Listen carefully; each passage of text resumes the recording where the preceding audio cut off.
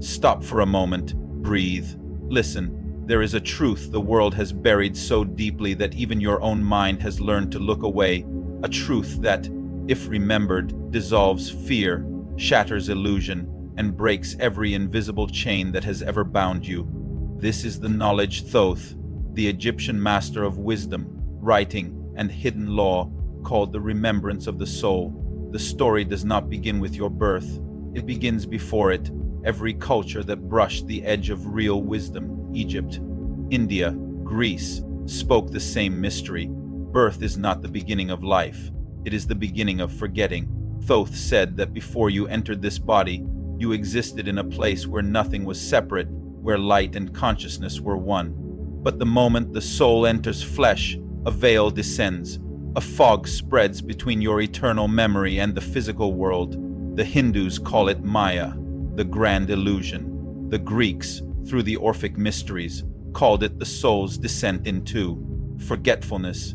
Three civilizations, thousands of miles apart, whispering the same warning. To wake as a human is to fall asleep as a soul. That is why you feel the hollow ache, the quiet emptiness that no achievement, no relationship, no possession can fill. It is not depression, it is amnesia. You are not lost, you have simply forgotten what you are. From childhood, you were trained to forget faster. Names, roles, value in numbers, grades, the eyes of others. You learned to measure yourself through mirrors, applause, and scales. And every time you believed those measures, the real you, the one that existed before names, sank deeper underground. Thoth's forbidden technique begins here, in remembrance. The body is not the problem. Believing you are only the body is. The temples of Egypt were not schools of worship. They were laboratories of consciousness, designed to reverse the forgetting. Initiation was not learning something new. It was remembering what was already there.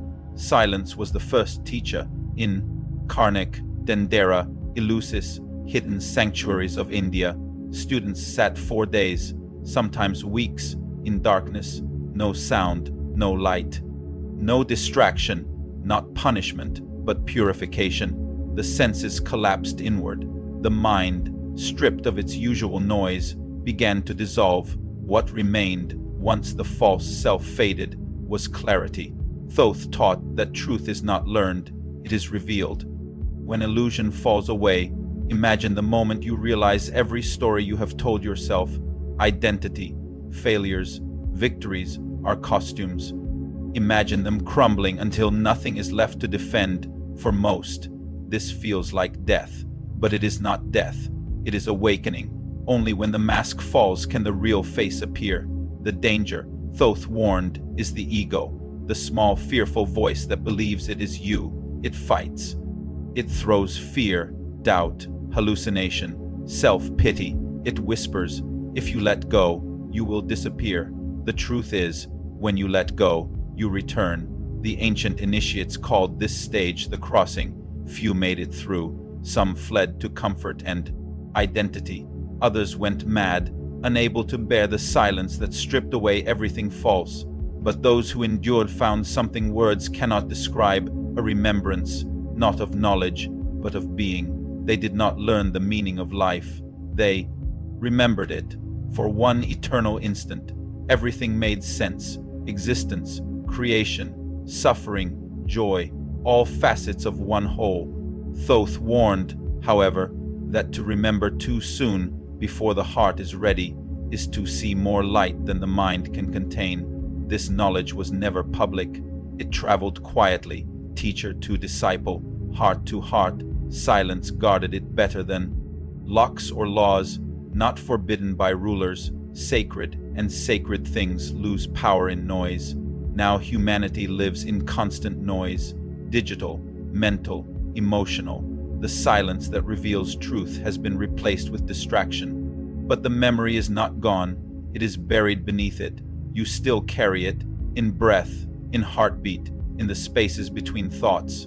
Thoth's forbidden technique does not require temples or rituals. It requires courage, courage to stop running from. Silence. Silence is the doorway. Start with a question. the one Thoth asked his disciples before the dark chambers, is this thought really mine? Every fear, every belief, every limitation, pause.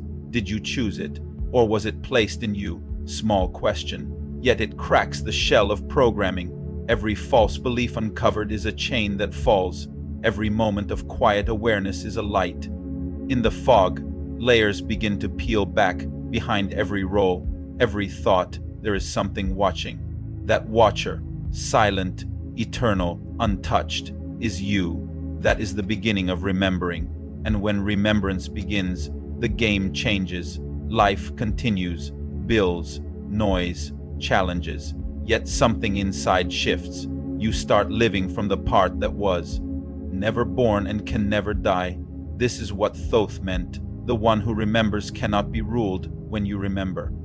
You become uncontrollable. Systems, opinions, fears, they lose grip. You move from inner authority. You no longer react. You respond. The first key is awakened remembrance. The forbidden secret is not in stone or scripture. It is in you, in your next breath, in your next silence, in the space between who you think you are and who you truly are. The question remains, will you have courage to enter that silence? In the next part, we will walk that doorway together into the ancient chambers, where the soul learns to see again and Thoth's true technique begins to unfold. When the initiates of Thoth crossed the threshold of the inner temple, the first thing they met was darkness, not symbolic darkness, not the poetic kind, the absence of all light. The air was still and cool, the walls absorbed sound, and in that vast, heavy quiet, something began to happen. First, it was disorienting. The human mind, used to noise and movement, began to panic. The heartbeat grew louder, thoughts spun faster. Every echo of fear came rushing to the surface. But the priests who guided the initiates knew this was exactly what had to occur, because the mind, like a restless flame, cannot reveal its light until it burns through its fuel. Thoth's chambers were designed to bring the initiate to the edge of that fire, to make them face every fragment of identity they had mistaken for truth. The darkness stripped them of the outer world. The silence stripped them of their inner noise. What was left, when there was nothing more to cling to, was the raw awareness of being. It is said that the first hour inside the chamber felt like a battle. The mind tried to rebuild stories. Who am I, it would ask. What happens next? But there was no one to answer. The outer world had no voice here, and when the mind realized it could not control what was happening, it began to crumble. Thoth called this the dismantling of the mask. Every human being wears one. It's made of memories, names, and opinions. It's the voice that says, I am this, I am that. But the soul beneath that mask is older than language. It existed before I had a shape, and in the chamber, when the light of self-image flickered out, the soul's own light began to glow. Many initiates swept, not from pain, but from the strange, overwhelming peace that followed the storm. The silence, once terrifying, began to feel like home.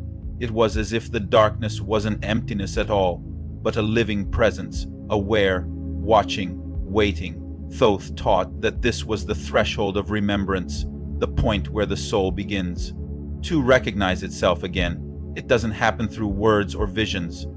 It happens through stillness. Imagine sitting so long in that quiet that your breath slows to the rhythm of your heart and your thoughts move like distant clouds.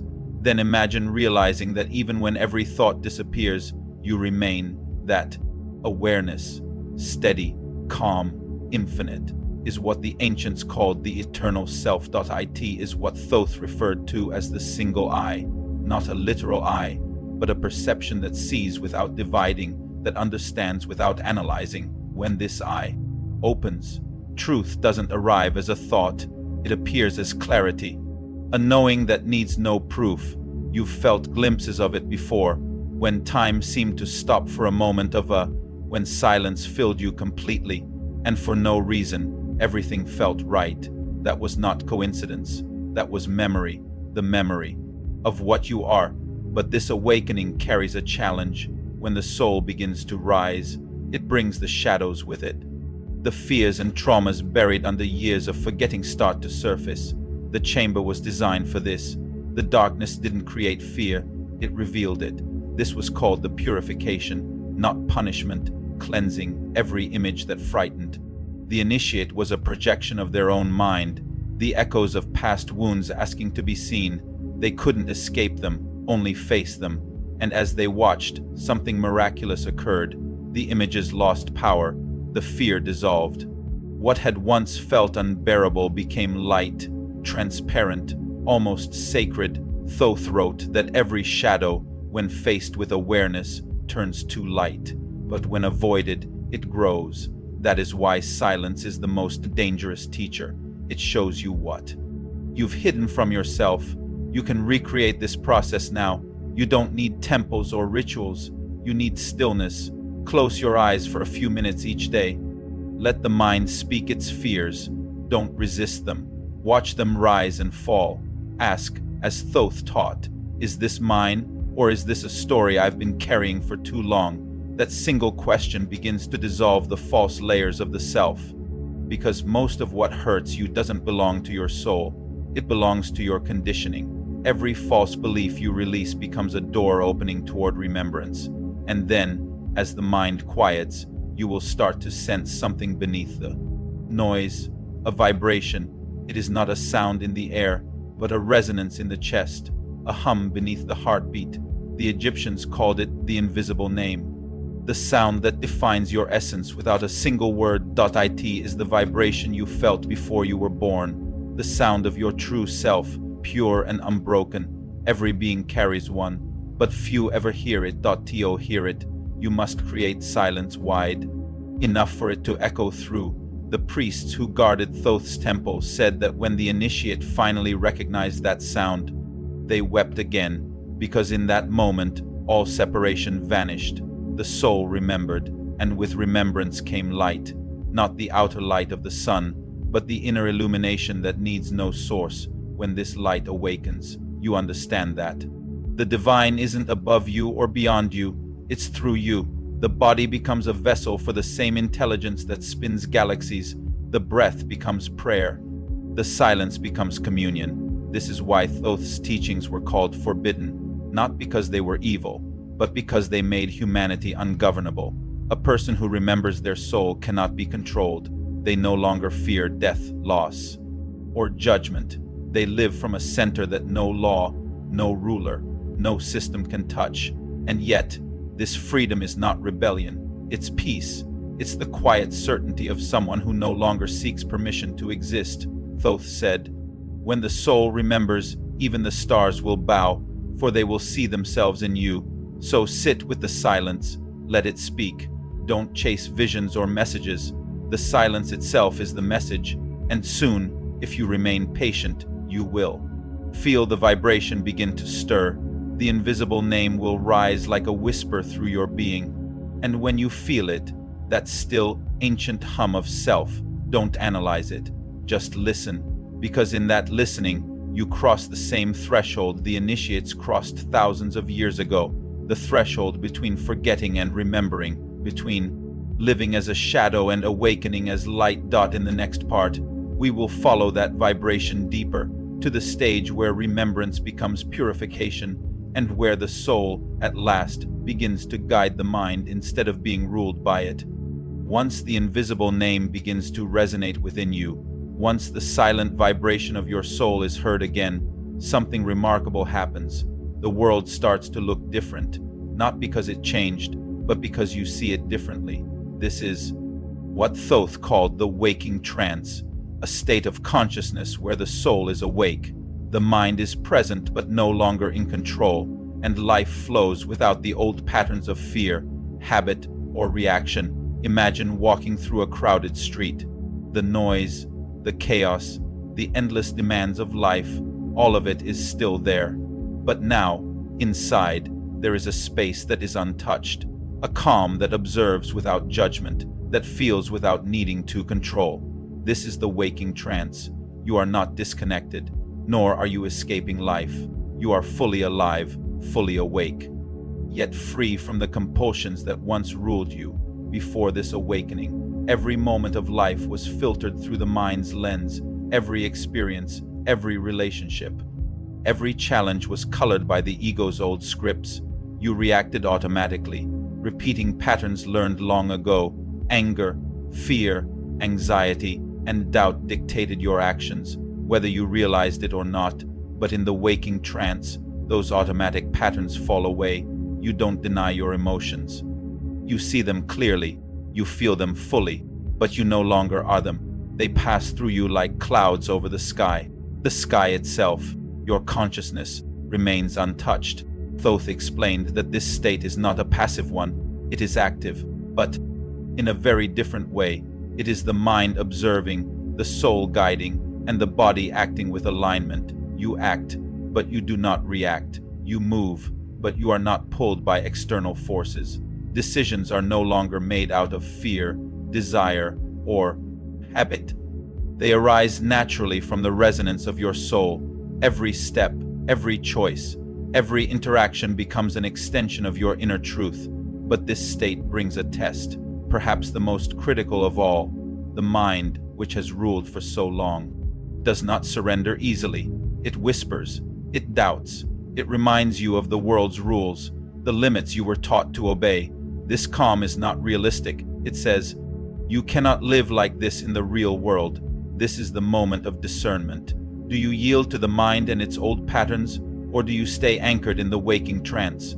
Thoth warned that many initiate seekers fail here. They taste freedom in silence, in meditation, in sacred spaces. But the moment they step into the ordinary chaos of life, the mind pulls them back into old rhythms, and in that slipping, the illusion regains its grip. The difference between a fleeting glimpse and full embodiment lies in integration. The waking trance must become your life, not just your escape. This is why Thoth's disciples trained in ordinary activities with extraordinary awareness. Washing dishes, walking in the market, speaking with family, all were opportunities to practice presence. All were stages for the soul to guide the mind, and for the mind to learn obedience to higher resonance. 3 practices were essential in this integration. 1. Conscious presence. Wherever you are, be there fully. If you are in conversation, listen completely. If you are moving your body, move with awareness. Each act becomes a doorway into the waking trance. 2. Active silence. Inside, maintain a quiet space untouched by the chaos around you. Even in arguments or crowded environments, a part of you stays silent, observing, grounded, unmoved. 3. Mindful. Consumption. The sounds, sights, and words you consume affect your vibration. Feed yourself with what aligns with the resonance of your soul, and avoid what pulls you into fear, judgment, or distraction. When these practices are consistent, life begins to reorganize itself naturally. Challenges arise, but they no longer dictate your state. People appear, but they no longer manipulate your peace. The world continues its noise, but inside you are sovereign. This sovereignty is not domination. It is alignment, not control. It is clarity, not separation. It is freedom, and in that space, the soul begins to awaken memories that were dormant, experiences and wisdom from lifetimes beyond this one. These are the soul memories, the deep knowledge of who you have always been. But here lies another challenge. The mind will try to claim these memories as its own. It will tell you stories to make sense of them, trap them in ego-driven narratives. Thoth warned, do not follow the mind here. Follow the resonance. Feel the truth before labeling it. This is the doorway to true mastery. When you live in the waking trance, you begin to access information that is beyond logic, beyond time, beyond cause and effect. You start recognizing patterns that have repeated across lifetimes. You discover innate talents, affinities, and understandings you never studied or learned. You begin to remember yourself as the soul you always were. The ultimate test in the waking trance, Thoth said, is sustaining it under pressure. When life pushes, when fear rises, when chaos beckons, can you stay in presence? Can you allow your soul to guide without interference from the old mind? This is where true freedom is realized, not in meditation or silence, but in living awake while surrounded by the asleep. And here is the most forbidden truth. Once you achieve this, nothing outside can control you anymore. Society, fear, judgment, and limitation lose their power because your resonance is not dependent on them. You live from an inner authority that is unshakable, silent, and eternal. This is the edge of Thoth's technique, awakening the invisible name, allowing the soul to guide, and living fully awake in the world. But it is not the final step. There is a deeper stage where the soul does not just guide the mind but merges with it, where conscious unity emerges, and the last veil of separation dissolves completely. In the next part, we will step into that final stage, the return to the source, where the soul remembers itself fully, the ego dissolves, and the true secret of Thoth's forbidden technique is revealed, the memory that can never be taken, the eternal presence that has always been inside you. There is a vibration that has followed you since the beginning of time. You cannot record it, cannot speak it, cannot translate it into words. It lives beneath thought, beneath emotion, a silent resonance that defines the essence of who you are. The ancients called it the invisible name. Thoth said it is not a word, but a frequency, the soul's signature, unique, eternal, and indestructible. Every being has one, every tree, every planet, every atom vibrates with its own secret tone. It is the original sound of creation, the rhythm through which the universe remembers itself. And within you, that same sound is waiting for silence deep enough for it to be heard again when you were born. That sound was clear and radiant. You lived from it without knowing its name. You laughed and cried with no division between self and world. But as you grew, the noise of society, the teachings, fears, and expectations layered over it like dust on crystal. The sound dimmed, not lost, only muted. Thoth's forbidden technique was never about summoning power from outside.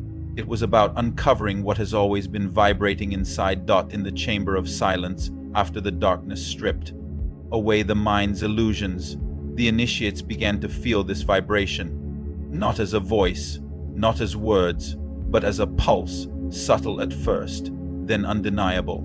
It was the feeling of life itself moving through them, and in that awareness came an unshakable truth. I have never been separate. You may have felt this without realizing it, that moment of sudden peace when the world seems to stop and everything feels right, not because anything changed, but because for a breath you dropped the illusion of distance, that flash of intuition when you just know what to do without logic or reason. That is your soul's vibration guiding you through frequency, not thought. This vibration doesn't speak in sentences, it speaks in knowing. The mind hears through words, the soul hears through resonance. But when that resonance begins to awaken, something unexpected happens. It brings light to the shadows. Thoth warned that remembrance is not only bliss. When the soul's sound rises, it shakes loose everything that blocks its flow. Unhealed emotions, suppressed memories, forgotten pain. The vibration doesn't just remind you of who you are, it reminds you of everything you've tried to forget. He called this the cleansing of the waters. Imagine your soul as a river over lifetimes. Stones of fear and debris of trauma have fallen into it, slowing its current. The sound, your invisible name, is like a frequency that begins to move that water again. It doesn't destroy the stones, it loosens them. One by one, they rise to the surface. They appear as sadness, anger, anxiety, the emotions you thought you had buried long ago.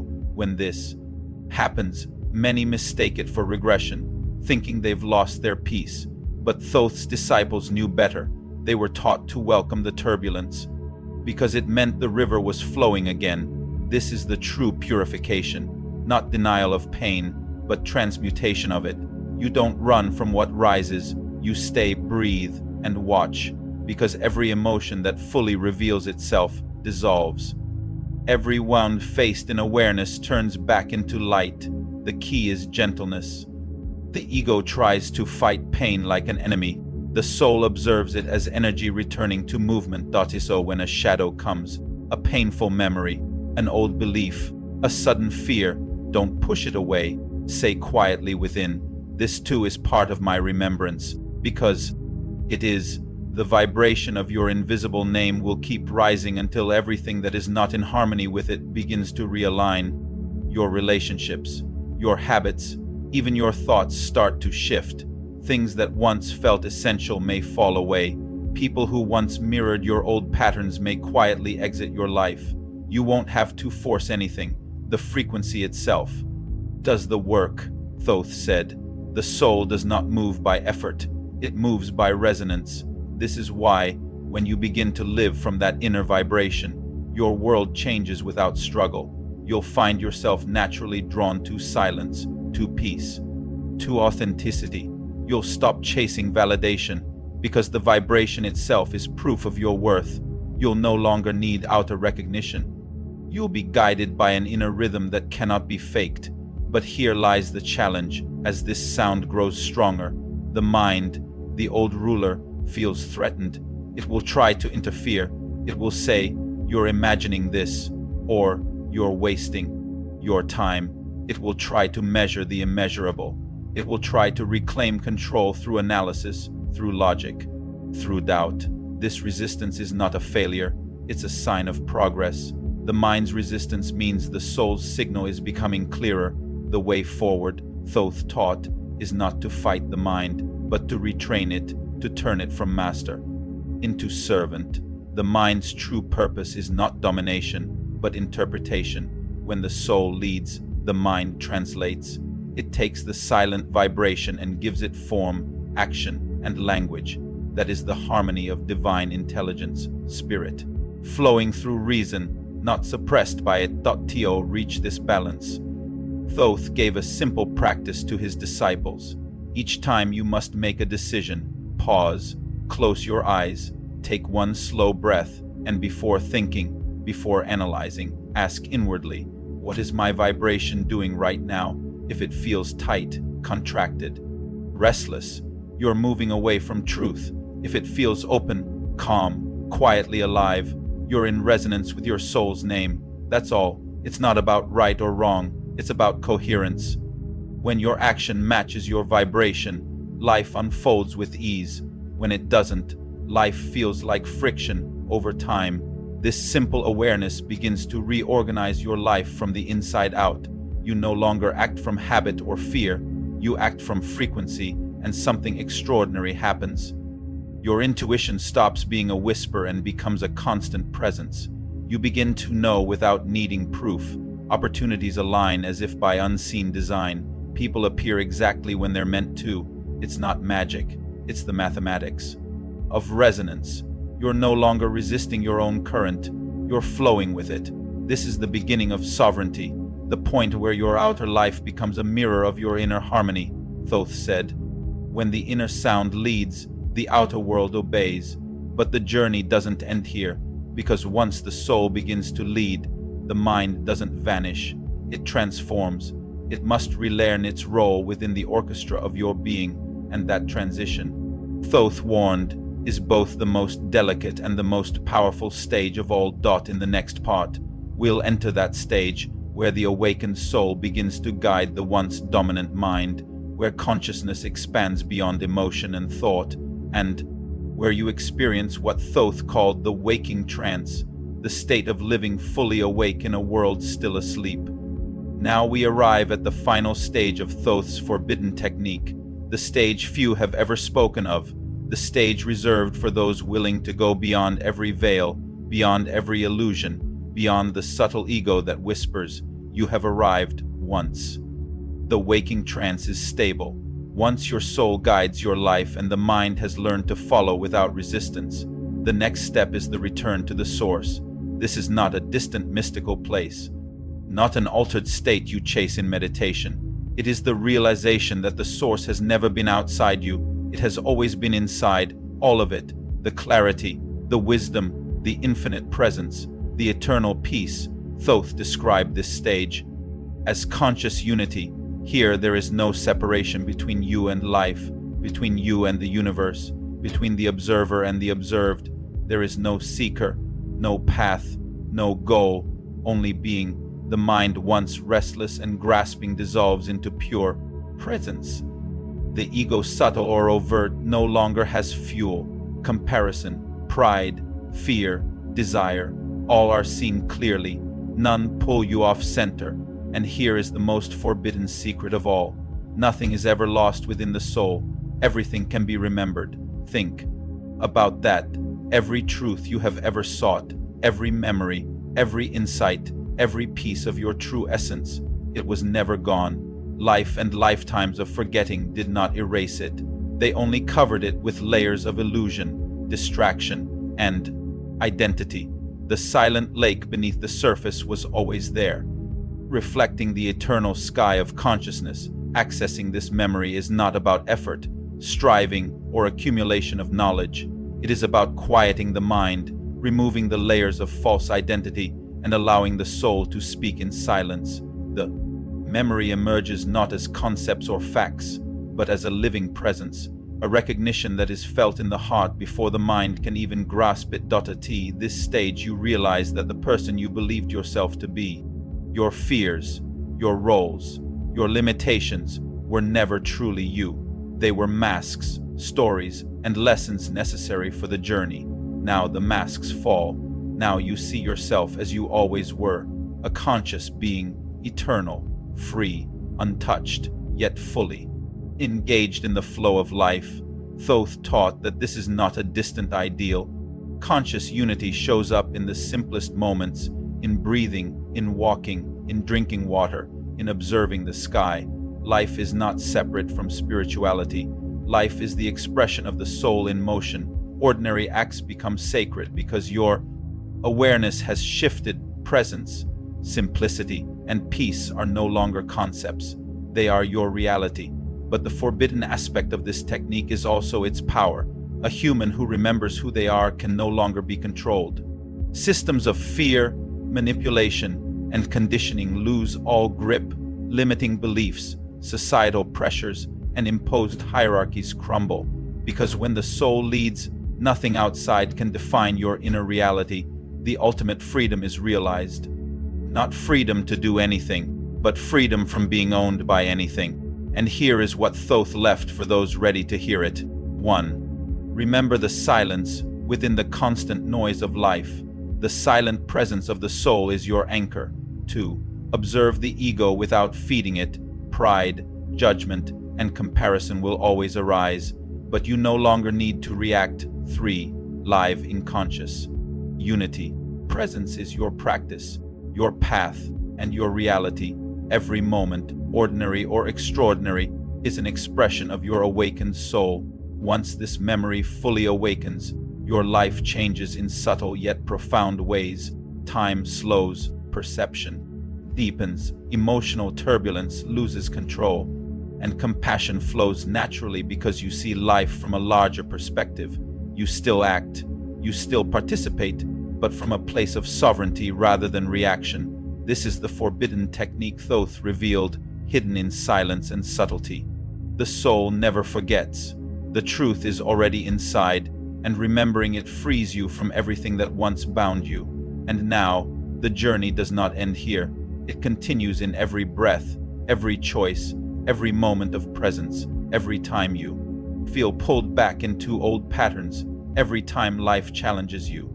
You return to that silent center and remember, I am more than this moment. I am eternal, unshakable, and free. If you feel the resonance of this truth, take a moment to acknowledge it. Write in the comments, I am remembering who I am. Share this message with anyone you feel could awaken to their true self. Every time you do, you help spread the knowledge Thoth guarded for centuries. The knowledge that freedom, peace, and power have always been inside you. The secret is not outside, it is inside you, waiting. All you need to do is remember,